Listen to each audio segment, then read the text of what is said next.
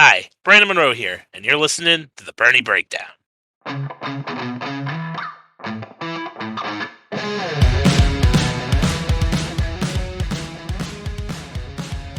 Well, for the first time in what feels like forever, we have a full slate of racing action.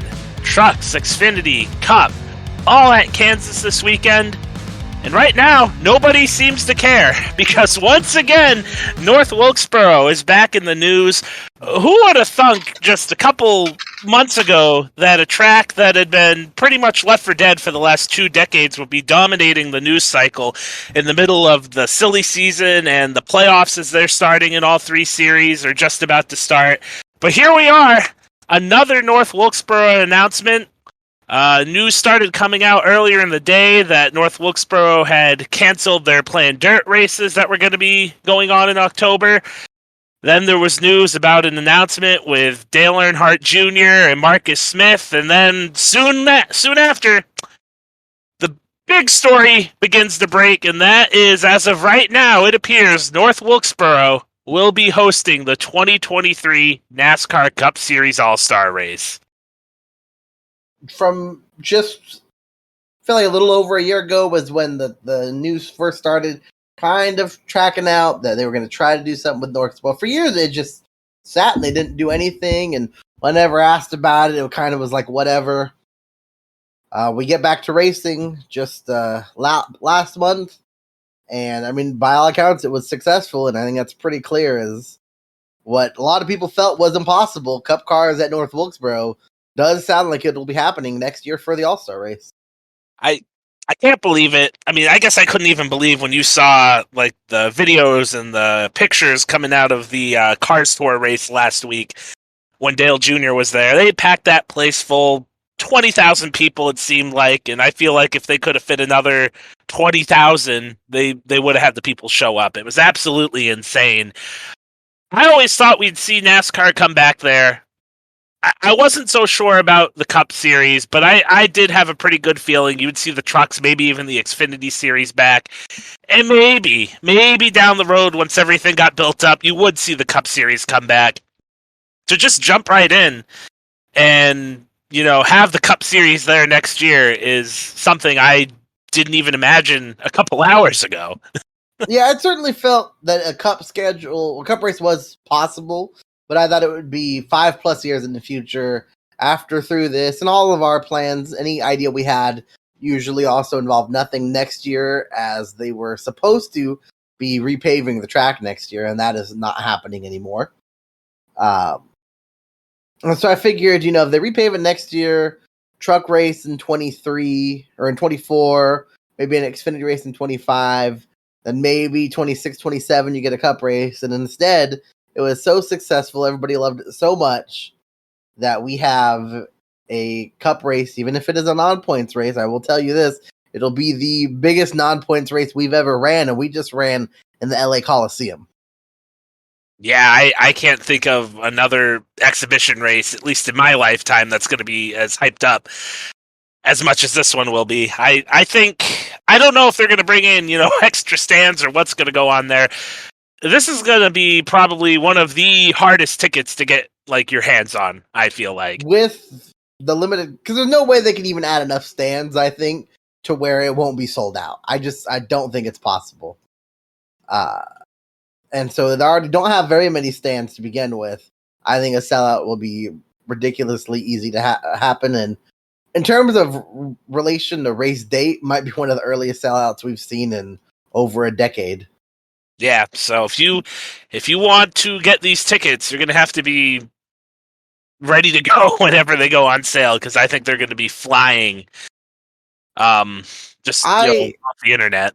I hope that they really make this something special, and just, people might not like this, but I think most people would.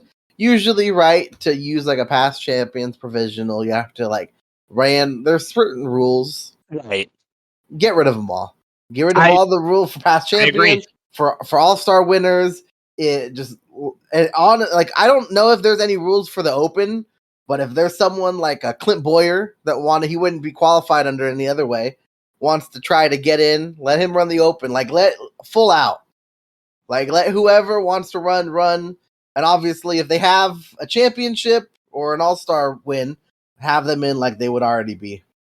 Yeah, I was thinking about that earlier today, and I think I mentioned that somewhere on social media. I What? can't remember where, but that'd What be a cool. debut that would be for Junior Motorsports Cup team Yeah, just show up at the All-Star race. with Junior driving. Yeah, the 88 car. Like I agree 100%. That'd be awesome. I mean, Junior is somebody that I think would jump at the chance if NASCAR allowed it. I know Tony Stewart hasn't done as much racing over the last year or so, given that he's got a lot of other stuff going on, but that's somebody that I could see give it a shot. Clint, he's not that far removed. Hell, I'll even throw Jeff Gordon in there because he was out racing Porsches at Indianapolis this past week. I think there's a lot of indication that he might be one of the drivers for the Garage 56 ride at Le Mans next year. So why not give Jeff a shot if he wants it? Listen, I think it would be in NASCAR's best interest to have the last Cup winner at North Wilkesboro also be in the race. Yep. Realistically, the only past Cup winner at North Wilkesboro that could be remotely competitive in the car that would be willing to get into it. Yeah, I think out of all like the recent drivers who have retired, I think the only person that probably would not be interested in this race would be Jimmy Johnson, and that's not because Jimmy has no, it's not like I don't think Jimmy wants to come back to NASCAR. He's still going to be doing at least the IndyCar Oval schedule next year, possibly the full schedule, but if the All-Star race stays the same date, he'll probably be getting ready for the Indy 500 again, and maybe he'll be driving in the Coke 600 doing the double in the the Project 91 or whatever they call it for the track house. It's Project 91, right? Yeah. Yeah, because that is something that I think could possibly be on the table if Jimmy wanted to jump back in NASCAR, but given when the All-Star race lines up, he'll probably be busy in Indianapolis. I don't know if he'd be able to run the All-Star race, but if he wanted to, by all means, bring back Jimmy Johnson, too. I'm with you 100% on that. If any of these guys who aren't too far removed from the driver's seat want to come back for this race, NASCAR should let them. Just let it all hang out, man. Similar to the Clash, which wasn't as wide open, but, all 36 chartered teams in it. Just go all out for this race, man. This is a moment that can never be captured again. Mm-hmm. There will never be anything like this from the literal years of people wanting the race back to most of us accepting that, especially after the early 2010s, where they did do some races there and it just kind of fizzled out and that was it. Which in hindsight, with how bad racing was at the time in terms of finances, not that surprising that it didn't work out great. But we'll never have another moment like this. Period. Mm-hmm. It's pretty ironic that Texas is effectively losing a date for this race, as they did have the All-Star race this year and last year. So pretty ironic there, but I mean, it's just 2 years ago I was like, they'll never be racing there. And in the last year or so, I certainly thought, based on Junior talking about it a lot more, and not just like references like he had, but like seemingly doing more to push it. Marcus Smith being open to it.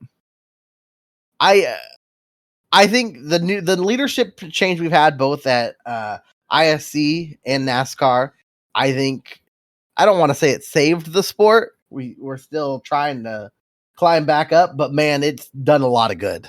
It really has.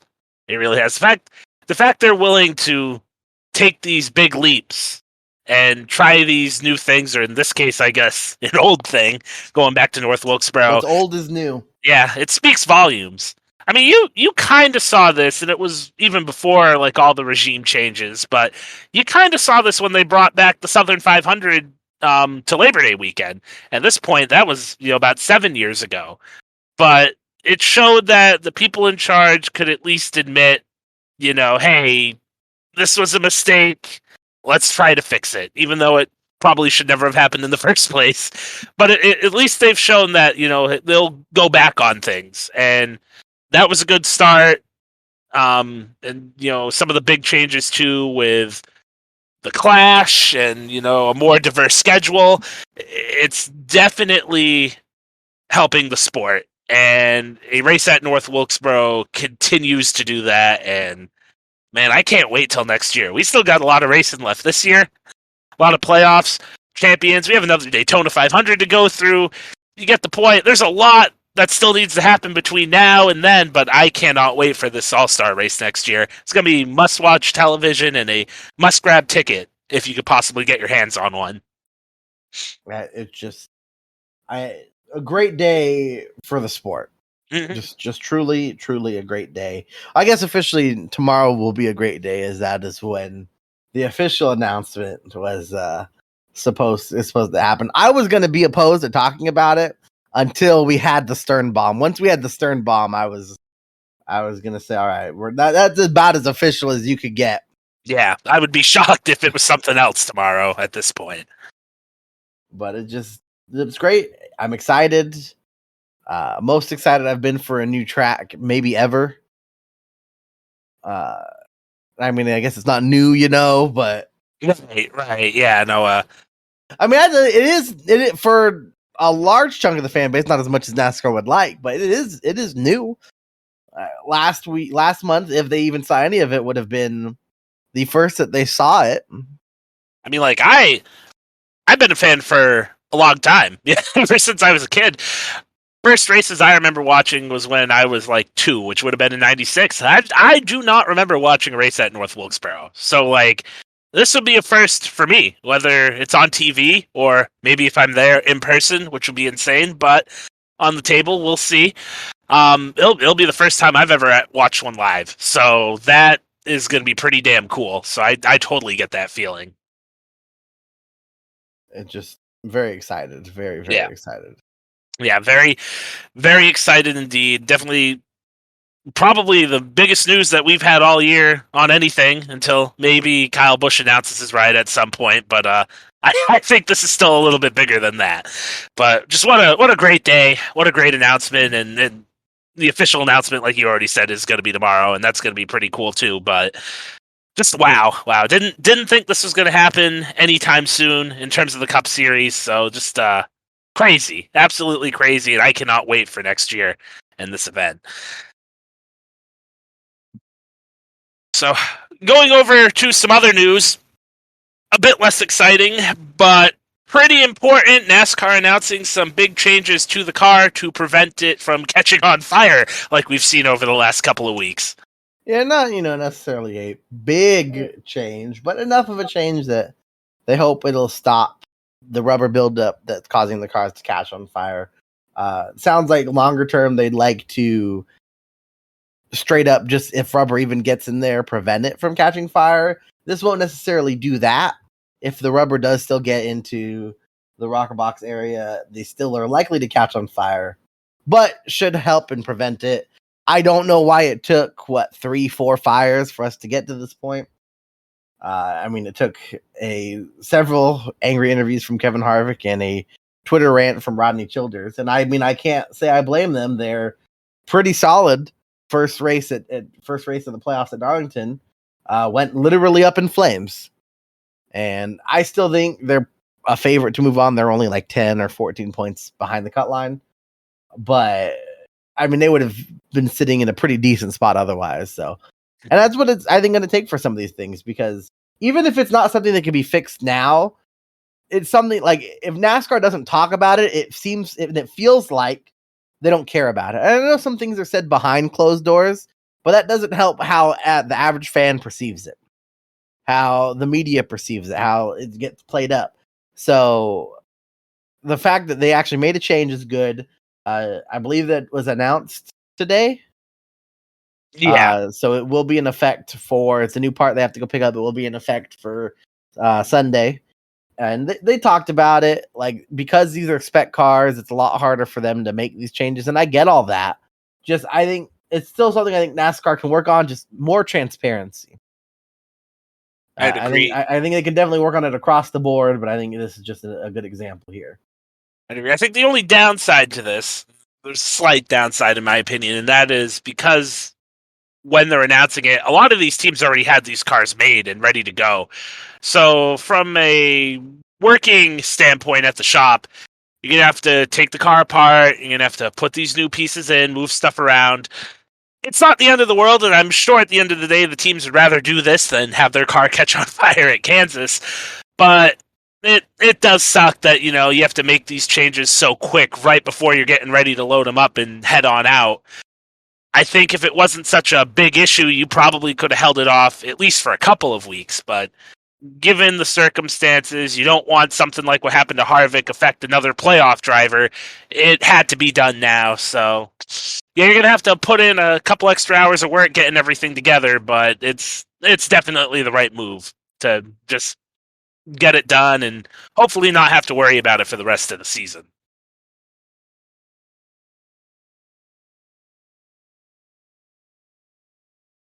But, one thing that doesn't need any changing is probably the Truck Series trucks. Their schedule, not so much, because this is the first time in forever that they've been back out on the racetrack. I mean, it has effectively been a month. We went to Watkins Glen, we went to Daytona, and then we went to Darlington, and now they're back here. And I have seen more people talking about the problems with the Truck Series schedule this year than I have in years past. Schedule, honestly, not that much worse than last year's in terms of playoffs and when they start. So it's good to see or hear more people talk about, or I guess I'm not really hearing it, mostly reading it. And I think, hopefully there's a change. It doesn't make any sense to me that there are so many races from like April to June, honestly, to like mid-July. And then we get literally 4 weeks or 3 weeks, full 3 weeks between races in the playoffs. Mm-hmm. It kills the momentum of the teams. It kills the momentum of the series. Fans now kind of honestly forget what's going on, which is why I've went back and looked at it. But I also have here basically where we stand right now going into what is a cutoff race. Like it would be one thing if we had 3 weeks between like the first race and the second race of a round. But we have 3 weeks between the second race and the cutoff race. Yeah, that's a big deal. So that's a problem. You're sitting here and people have to. I mean, remember what happened the last couple races? We had Grant Enfinger lock in winning at IRP. Yeah. Chandler Smith locked in winning at Richmond. Now we're sitting here with 2 guys locked in. Everyone else still alive. Some in better positions than others. Starting with Zane Smith, who is 46 points up on the cut line. My math could be off by a point here based on tiebreakers, but I think it's right. He will lock in with 13 points collected throughout the race. John Henry Nemechek currently up 43. He will lock in with 16 points collected at some point during the race. And obviously both of them could lock in their spot before the last stage starts. Everyone else couldn't lock it in before the last stage, but could certainly get themselves in a pretty good spot. Ty Majeski is up 36. He would lock in with 23 additional points. Stuart Friesen is up 31. He would lock in with 28 additional points. Ben Rhodes is up 21. He would lock in with 38 additional points. These other 3 guys can only lock in by winning. Obviously, one of them will still make it in regardless. Matt Crafton up 3. Hocevar down 3. Eckes down 6. At the Owners' Championship level, pretty similar. Obviously, the Grant Enfinger not in at all. And Matt Crafton not in as all, as we had Corey Heim's truck, the 51. Yep. And the 17 for David Gilliland Racing all in. But that one's right now a 3-truck fight for one spot with the 42, the 17, and the 98 all being separated by just 3 points. So yeah, pretty tight there on the drivers and the owners battle there for the last couple playoff spots to move on to the next round. Who are you looking at to come out of Kansas with the win? Is it somebody on the bubble? Is it one of the favorites? What are you looking at? I'm going with the favorite. I'm going with Zane Smith. I know he hasn't been great over the last, really just the playoffs and then Pocono as well, which at this point I want to remind everyone, Pocono, that race occurred in the middle of July. That was the cutoff race. It is September. We are at the end of the first round of the playoffs. But either way, Zane Smith has been great lately, but just absolutely dominated this race in the spring. Led 108 of 134 laps. And he is ignoring Texas, where he had issues. Has crossed the finish line at all the mile and a half at an average position of 4.5. That stipulation being that he crossed the finish line at Vegas second, but was credited with last as they had some dumb lug nut thing that certainly did not make up. Maybe it had most made up a spot on the track, and I don't even think it did that. So I'm going with Zane Smith plus 450 to get this playoffs back on track here. Yeah, I can't say that's a bad pick. I get these John Hunter Nemechek feelings. No, honestly, yeah. I think if he doesn't win but still does really good this weekend, I maybe won't. But he hasn't been that good at all, really, at Richmond or at IRP. Mm-hmm. So yeah, if he does the same kind of thing, I think I will be fully on that train. Yeah, like that's just how I'm feeling about it right now. It kind of feels like John Hunter's run in the playoffs last year, which you don't need to worry about him not advancing. He's got the buffer, but it's just odd. I'm going to go with one of those bubble guys on the owner's side. Give me Ryan Preece at plus 700. Been really strong pretty much any time he's been in that truck. And, just my lack of confidence in Zane Smith right now, I kind of feel like the door's open a little bit. Ryan Preece, we don't know what's going on with him for next year. I've heard a different rumor, I feel like, every day, whether it be Cup, Truck, Xfinity, who knows? He's going to be driving something. We don't know what. We don't know if any deals have been signed. It's a big race for him to go out there and, possibly pick up another win and show potential team owners that he still has it. So, plus 700 for Ryan Preece. Like the car, like the driver. Big race for him. He's going to get the win and move that 17 on in the Owners' Championship. That's my pick. Value pick, just looking at this, I don't really see anybody that great here. Is anybody sticking out for you? Yeah, I'm going with Parker Kligerman plus 2,500. I like it. They won their last time out. And really, I agree. I think he's really the only guy that has value here. He is well ahead of the guys outside of the playoffs. Mm-hmm. And a good bit behind the guy inside the playoffs. But if they were a full-time team, even without the win, they would have been very solidly in the playoffs if they even came close to matching the performance that they had in their limited races. Mm-hmm. So I think he's definitely undervalued here. I don't necessarily love his chance to win, but at 2,500, the problem with this team in particular, is we haven't really seen them run on a track like this year. Right. The closest thing would have been Darlington in the spring, which is definitely a much different track than Kansas. Mm-hmm. So it's hard to say for sure the kind of speed they'll have, but I expected enough to where if things go their way, they could definitely make a run at it. And if he was the highest finishing non-playoff car or truck or driver, I would not be surprised by that at all. I definitely like the pick. I do think one thing that kind of plays into the Kligerman play, completely different car, obviously, but he showed up in the Gaunt Brothers car last year in the Cup Series and ran like top 20. Yeah, and that car was nothing. That car, the equipment he is in now in the 75 truck is a lot better than what he was in that Kansas race last year in the Cup Series. So I definitely like the Kligerman pick. Tyler Ankrum at plus 4,000 is one that I kind of looked at. He's been looking better in that truck, but I just don't think he's a real threat. I wouldn't put any money there. For my value pick, I'm going to go Stuart Friesen, plus 2,000. Don't love it, but he did win at Texas earlier in the year, so he has shown some speed at the mile and a half. I do think there was a little bit of value there. Personally, I think I like the Kligerman pick more, but he's yours. I'm not taking it. One other one I honestly did consider, and this is going to be the craziest thing I think I've ever said. I did consider Crafton at 2,500, which is, if you know me at all, is an insane idea. But he's been solid in these last two playoff races. Not spectacular, but solid. Two of his best races of the year. Kansas is certainly a good track for him. Had a top 10 there in the spring. I don't really want him to win, But if he did, it would not be the most shocking thing to me. Mhm. Yeah, I mean, I think his last win was at Kansas too. I believe it was. Yep. So Crafton definitely knows how to get around here. I'm still going to go with Friesen simply because he does have a win on a mile and a half this year. Friesen had speed at Texas. Has had more speed than Crafton basically all year. So I don't mind the Friesen play either. Yep. Head-to-heads, we're actually going to go through all of them this week because as of recording right now, DraftKings has not uploaded anything on the fantasy side for the trucks. Don't know what's going on there. Or the Xfinity. Might as well get it out of the way now.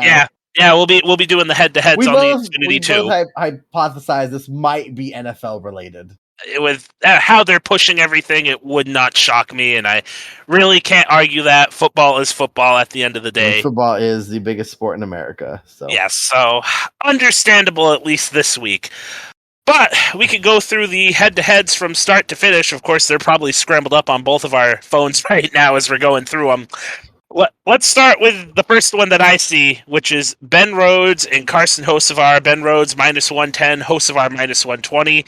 I have a feeling we're probably going to go with the same one here, but who are you looking at? I'm going with Hocevar, but I don't love it. I'll let you explain first, but I'm pretty sure I'll just be repeating what you say. Ben Rhodes has obviously fallen off of what he was both last season, earlier this season. Has not been all that great. Is really only in as good of a position as he is with 21 points on the cut line because he had so many going into the playoffs with 2 wins and had, I think, the second most stage wins across NASCAR, which is at the time of the start of the playoffs, which is crazy because of how much fewer races the Truck Series had ran. Finished like 6th in the regular season standings, so he had a good amount of playoff points and only sits 21 up. But unlike some of the guys in the Cup Series we saw at Darlington, he hasn't really had any issues. He just ran bad. I mean, I think it was Richmond. That's the other problem. It's been so long I can't remember for sure. Was just terrible all day. Went a lap down at one point, and it's just been bad. Hocevar has been on a bit of a slump. I feel like it entered the playoffs right there with like Majeski and Eckes as guys who had a lot of speed and were primed to not in Eckes' case, not his first win, but their first wins of the season. Really could have been any of them. And I mean, Majeski's just hit an entirely different gear above all of them. And Hocevar has struggled since then. Some of it his own fault, but now sits 3 points out of the playoffs. I expect him to go out here and get a solid run. So I like him more, but I don't love it at all. Yeah, I'm pretty much feeling the same way here. I'm leaning Hocevar at -120 simply because if there has been a type of track that they've shown their most speed at this year, it's probably the mile and a halfs. So that's a plus. Whereas Ben Rhodes, honestly, I feel like you can make the argument he's been slumping since he won Bristol Dirt. I don't think that's crazy. I don't think that's crazy at all. Yeah, I really feel like he's been kind of just on a downward trajectory since then. So I'm with you. Hocevar's the pick here for me as well, but I do not love it. It's kind of pick your poison. That's the best way I can put it. And I'm going to go with Hocevar on this one. Next up, Zane Smith, -125. John Hunter Nemechek, -105. You know the rules if you've been listening to us all year. You're going with Zane Smith, right? We're not breaking anything? I am going with Zane Smith, and that is actually, of these matchups, the one I do like the most, although I, again, don't love it. This has been the kind of track that Zane Smith has excelled at this year, even in a bit of a slump that they're in. I expect that to continue. So that's why I'm picking Zane Smith here. I'm going to go John Hunter Nemechek. He's shown some good speed over the first 2 playoff races. Again, I'm a little down on Zane Smith right now. -105 for Nemechek. Pretty good odds as well. So give me the 4 truck. I think he'll keep going in the right direction, and he'll have a good run on Friday night. Next up, Ryan Preece, -125. Corey Heim, -105. I'm locked into this one already here. I'm going Ryan Preece. Who are you looking at, Mark? I like Corey Heim in this one, honestly. If they were even odds, it'd be close, but Heim ran very well here in the spring. had some engine issues and ultimately fell out of contention, but probably had the second best car or truck to Zane Smith. So I like Corey Heim here, especially at the better paying odds. I will say, while I'm locked into Ryan Preece and I'm not changing from it, this is not a matchup that I really like because Corey Heim has shown, just a lot of speed this year in general. He obviously has a couple of wins. Really, I think in the head-to-head matchups, I would go with Ryan Preece no matter what, unless it was a KBM truck. This one does scare me. I'll be honest, while he's still my pick to win head-to-head matchups, I don't know if I'm going to bet this one. That's how I feel about it. So even though I'm going Ryan Preece because I'm locked into him, anybody out there listening, I could even say Corey Heim might be the play. But we're not going that way. We're still taking Ryan Preece. We're riding with him to win the race, and we're going to ride with him in the head-to-head.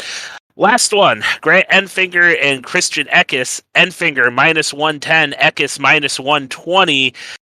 Eckes was one of those drivers that was showing a lot of speed heading into the playoffs. He stumbled a bit, and he's on the outside looking in. Meanwhile, Enfinger, he's already locked in, and this could be an opportunity for him to build some more playoff points if possible before the next round.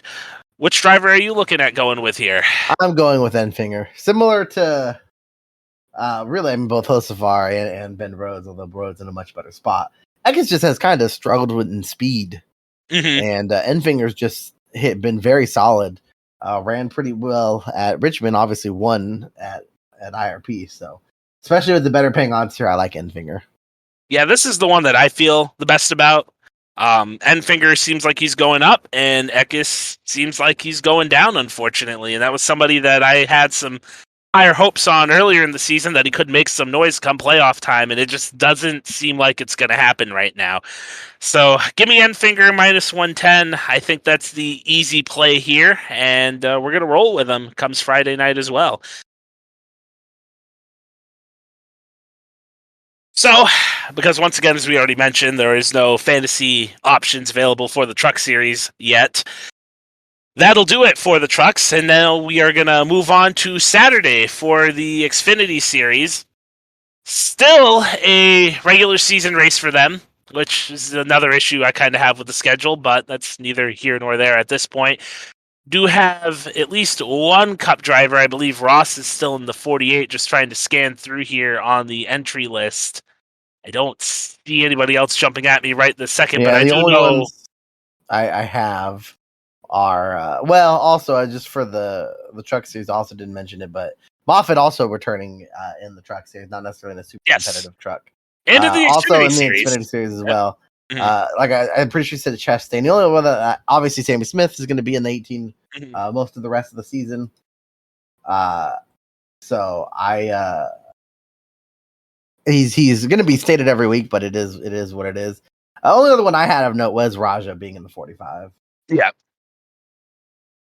not a ton of big changes here. This is the last Xfinity race we will see Cup guys in, and Ross Chastain is the only one in it.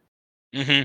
I know you have Derek Griffith in the 26. That's really the only other person of note that I see. So it's not really a big name race. You're going to probably see the Xfinity guys go out there and dominate, because I don't really see anything out of Ross Chastain given how he ran last week in the 48 car. Still can't really figure out what to make of that thing right now, but I think we're going to find out who's going to be driving that over the next couple weeks, hopefully, because there are a couple drivers that we've heard over, the silly season that have been noted potential drivers for that ride next year. But looking at the odds for the Xfinity Series race, not really a surprise here. Ty Gibbs, the favorite, at plus 400. Noah Gragson, Justin Allgaier right behind at plus 450. My gut tells me it's probably going to be one of those guys. Do you feel the same way, or is there anybody a little bit deeper you're looking at as the favorite for this race? I am going to go actually with Josh Berry. All right. At plus 600. Obviously, Allgaier was in contention at the race I'm about to mention. But, I mean, Josh Berry won Charlotte. Jerry M has been pretty good at these 1.5 milers. And he's, of the guys that are potential championship favorites, it's been the longest since he had a win. So I think Josh Berry gets it done and get what I think would be his third win of the season. Be his third one of the season. I'm probably just gonna stick to chalk here. pretty boring on this one. My gut tells me we're not gonna see Gregson go back to back. And I'm just not feeling Justin Allgaier for whatever reason. So give me the boring chalk play of Ty Gibbs at plus 400. Just kind of feels like a Ty Gibbs weekend. I don't know why. It just kind of does. Maybe because the Toyotas have been so good on the Cup side at these mile and a halves. We've seen Ty win some mile and a halves this year. Just give me the plus 400 play. Pretty boring. Probably not a heavy bet just because the value isn't amazing there. But I think we're going to see the kid in victory lane yet again and add some more playoff points to his total before the playoffs start.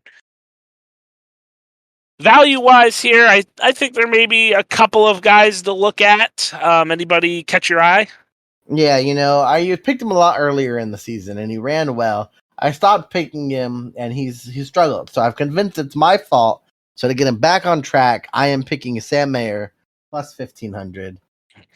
It's been good at the mile halves as well. I already mentioned JRM's had a lot of speed at them.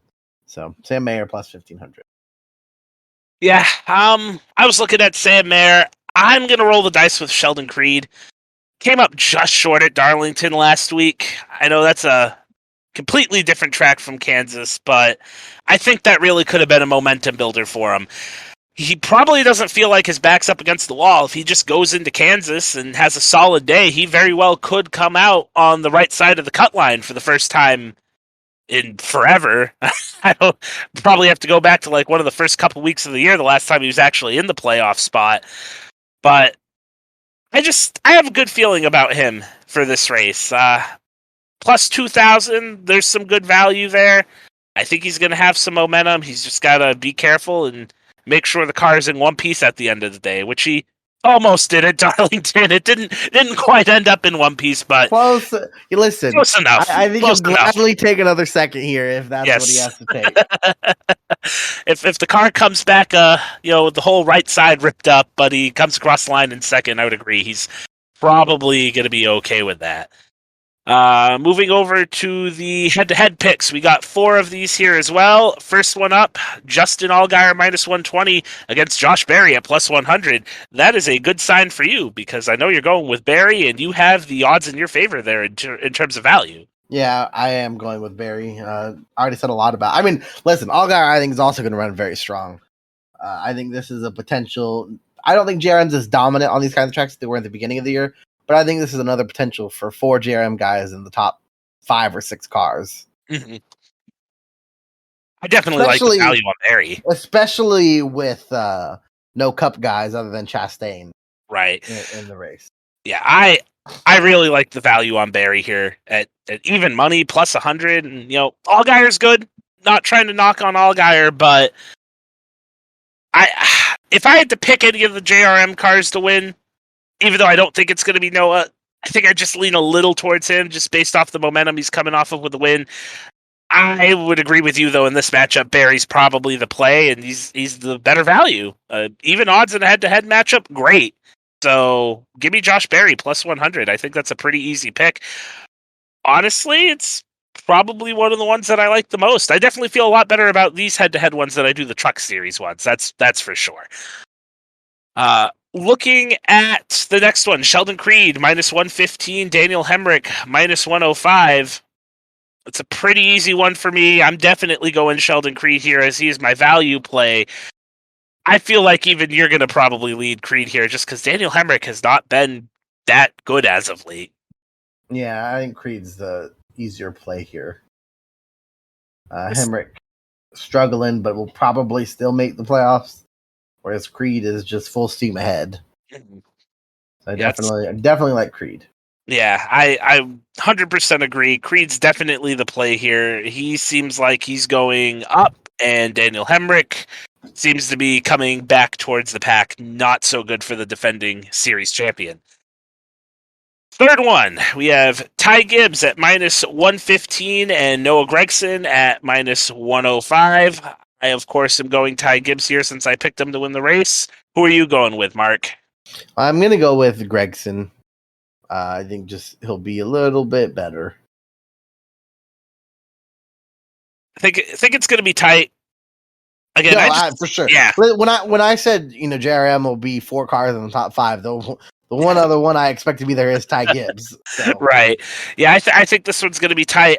I'm leaning Ty. Again, more of a gut feeling than anything. I think it's just another Ty Gibbs weekend, and that's my analysis on that. Sorry, I can't do any more, but sometimes the gut is the check there, and we're going to run with it. Last one, AJ Allmendinger minus 125 to Ross Chastain's plus 105.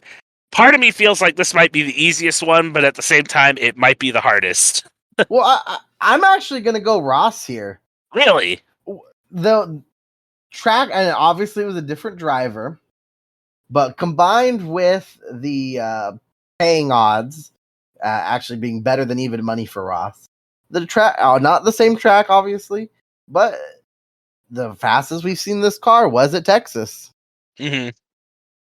About as close as, I guess not really, since we go to Texas in a couple weeks, but pretty close in terms of overall how what you kind of need to survive.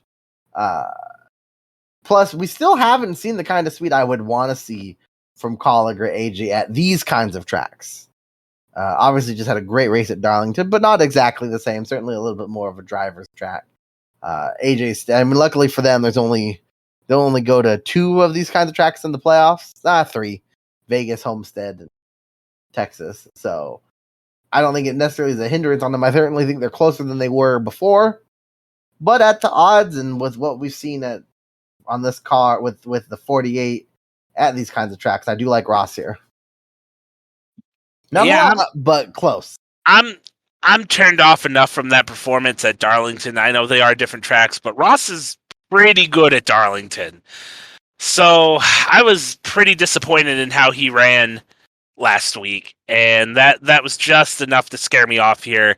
I'll go with AJ, even though the value not the best, minus 125, but I just don't know what to make of the 48 car right now. And you're right. If you're going to base off what they did at Texas, even though it's a different driver, that's a lot closer to Kansas than Darlington is. So that does make a lot of sense if you want to roll with Ross to base your reasoning off that.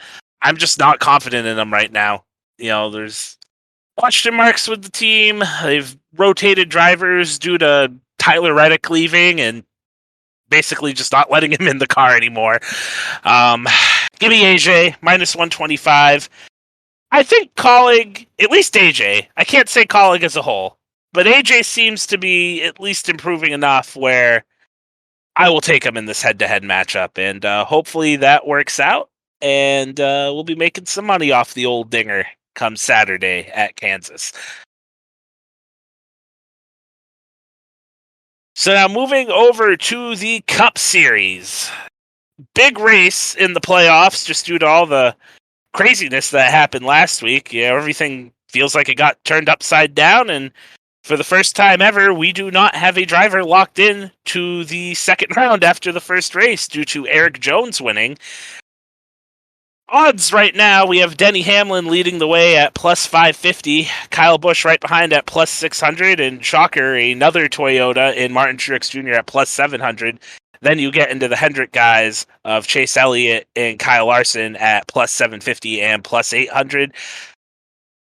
I feel like this race could really be up in the air. Personally, I am looking at the Toyotas. Do you feel the same way? Or maybe you're predicting I think the Toyotas will have a lot of speed. Mm-hmm. I also think that the Toyotas are, as a group, the most inconsistent cars on the track. So if this was just who do I think will have the fastest car on Sunday, I would definitely pick a Toyota.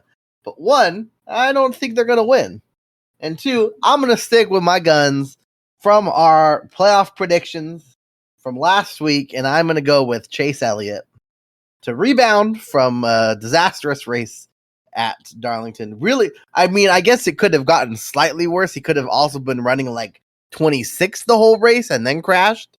At least they were working their way into the top 10 before they crashed. But from a points perspective, could not have gone worse last week. I think they rebound, lock their way into the next round. I'm also sticking to my guns here from our playoff prediction video. I'm going to go with Christopher Bell at plus 1,000. I have faith in the Toyotas. I do like Kyle Busch to bounce back. I think he might have a fire lit under him this week just from having the Southern 500 ripped out, right out of his grasp. But Bell has been the most consistent Toyota over the last couple months, maybe not showing that top end speed. I feel like we talk about that every week. But if you're going to go with a Toyota, he's probably the safest bet. You don't have to worry about him as much as a Kyle or a Denny Hamlin, even Truex, where they had a great run last week going to, and then they had issues. I feel like those three guys, some question marks on them. Bell's a little bit safer. Maybe he won't show the speed. Maybe it'll be a tougher battle for him, but I'll stick with the 20 car. Give me Christopher Bell to end up in victory lane. Value-wise, I think we've hit the last two with our value picks. I had Austin Dillon at Daytona. You had Eric Jones last week at Darlington, and I 100% followed that to a nice payout as well. Are we going 3 for 3 here? Are we going to get another value guy? We are going 3 for 3 because Chase is going to finish second, but the real winner of the race and my betting value pick is going to be the guy that had a lot of speed here. This was arguably his best race at the time. Not true anymore, but at the time, I'm going with Bubba Wallace to get it done. Lock the 45 into the next round.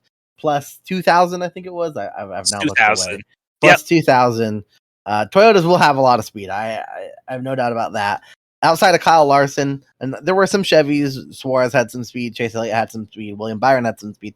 At Kansas in the spring, all of them had issues. At the end of the race, had Bubba's pit crew not completely screwed the pooch, they would have had like all six cars in the top 7. Larson finished second. Nothing they could really do about that. But they would have, I think, had all 6 cars in the top 7 had Bubba's pit crew not ruined it.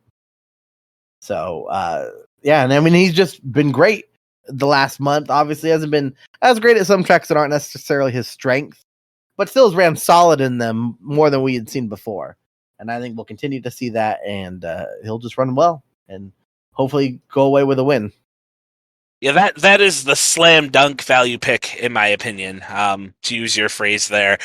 It's really a no-brainer if you're going to look deeper in the field. Bubba Wallace is definitely the play. I'm going with William Byron at plus 1,700.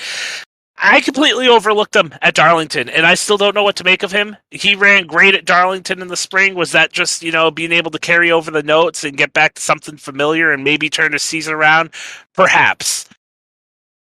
He also ran pretty good at Kansas before he had issues. So I will say I had William Byron get knocked out in the first round. I did not do my homework, or I did not have enough faith in that 24 team. I really thought they were screwed.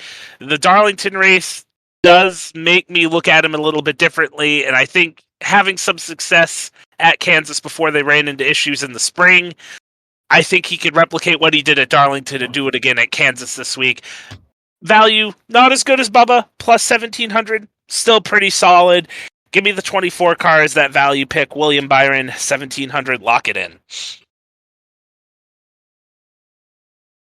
Going over to the head-to-head matchups, let's just do this. Or yeah. You know what?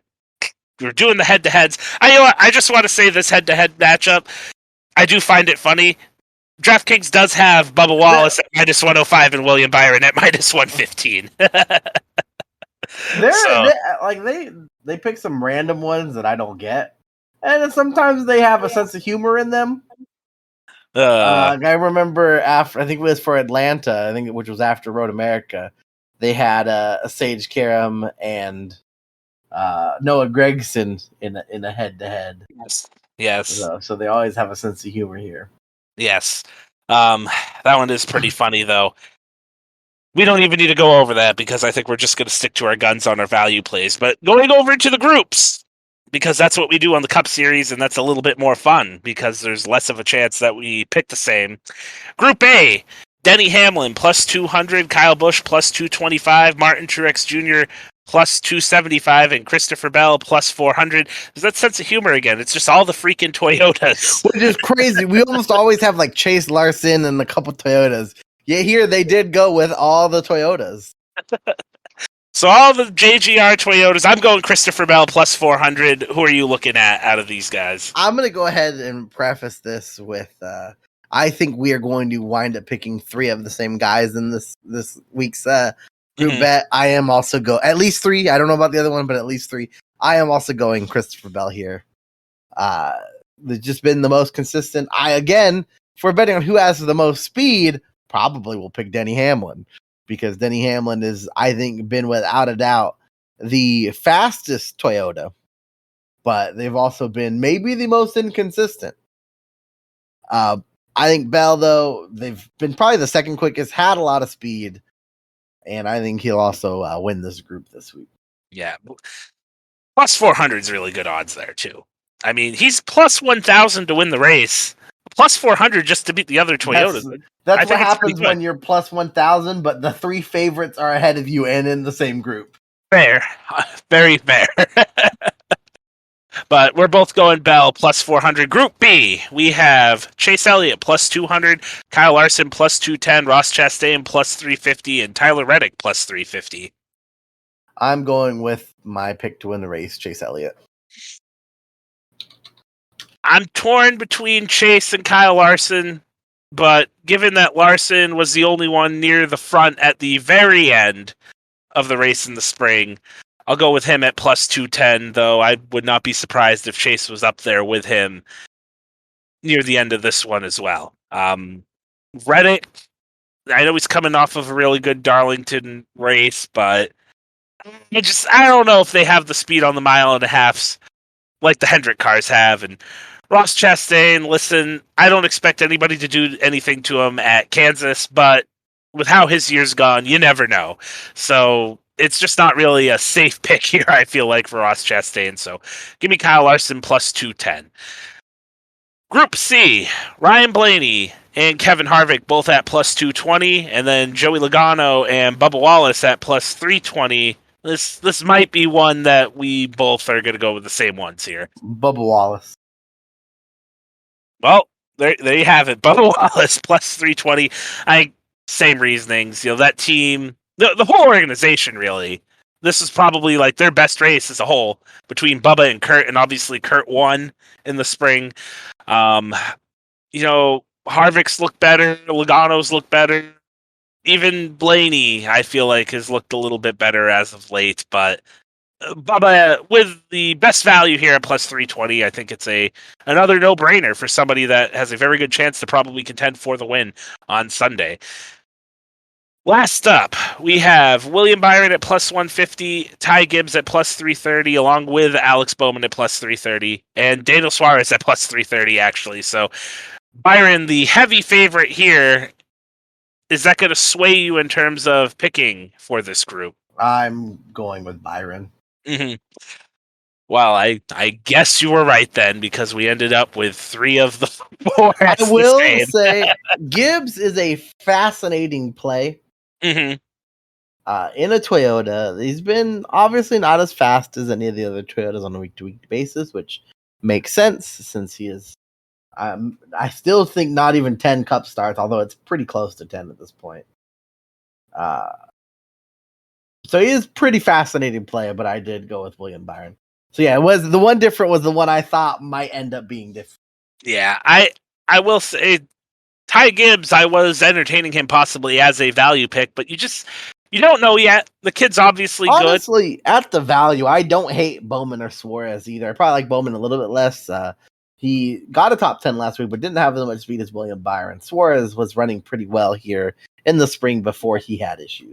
I'm just a little worried about Suarez right now in terms of just being able to put together. Like the speeding penalty at Darlington last week was just, it was bad. Obviously, speeding penalties are bad in general, but just the timing of it, I'm worried something could carry over into this race. I do worry about that with him. The value's definitely there, but is the pressure going to get to him? That's what I worry about with Daniel Suarez here.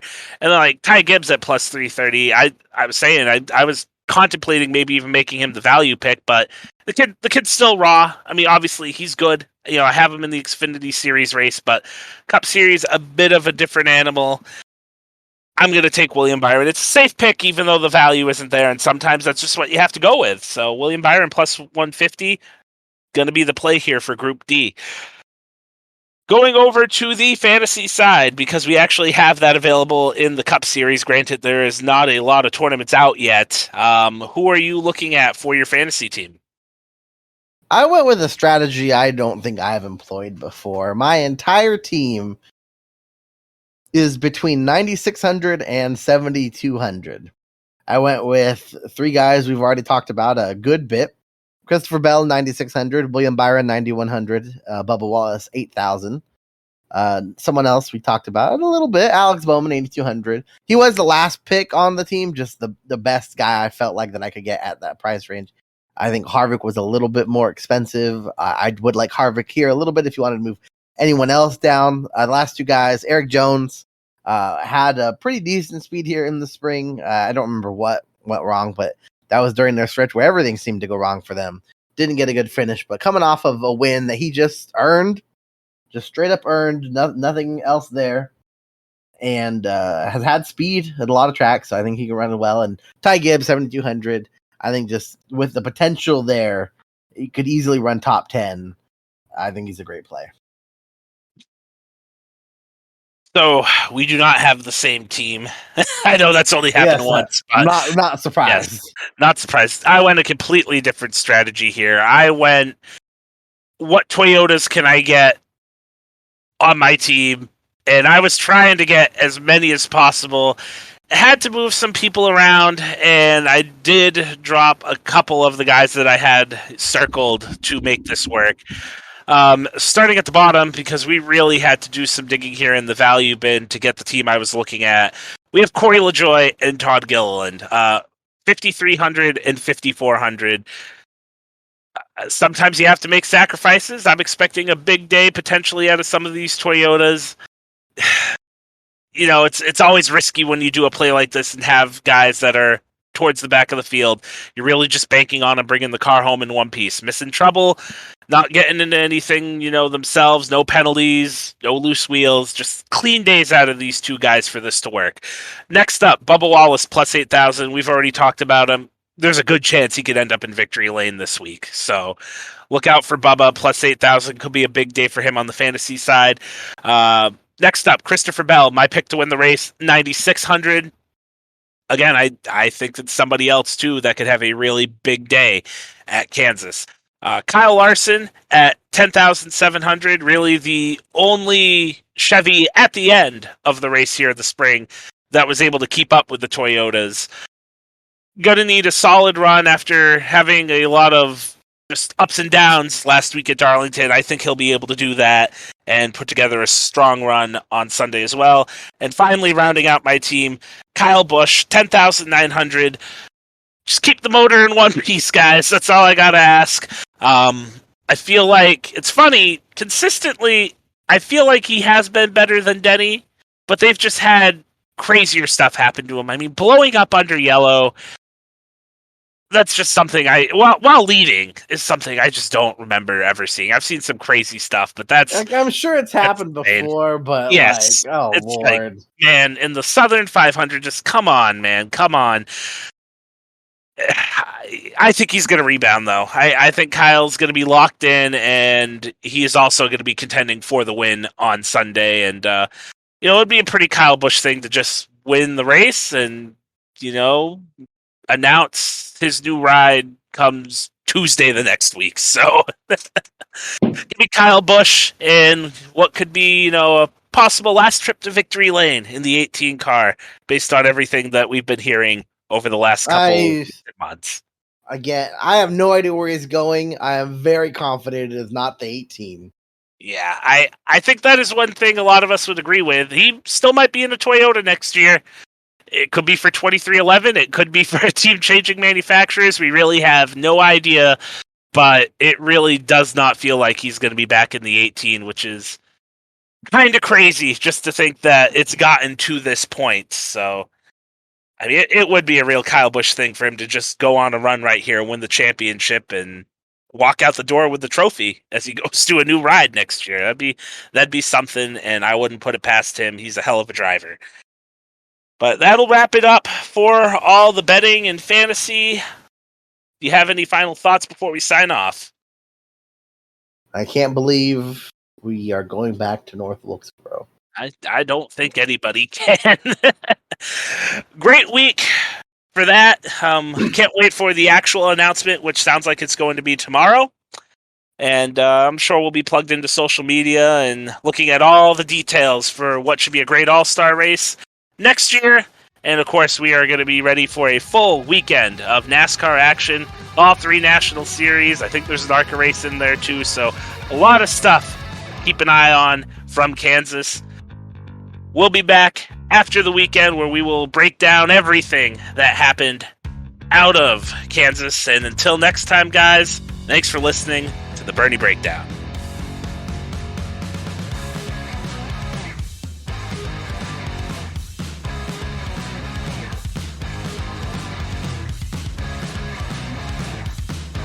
Brandon Monroe here. Thanks for listening to the Bernie Breakdown. Remember to keep listening to us on your favorite podcasting platform. And remember to follow us at Bernie Breakdown on Twitter, Instagram, YouTube, and all of our other social media platforms.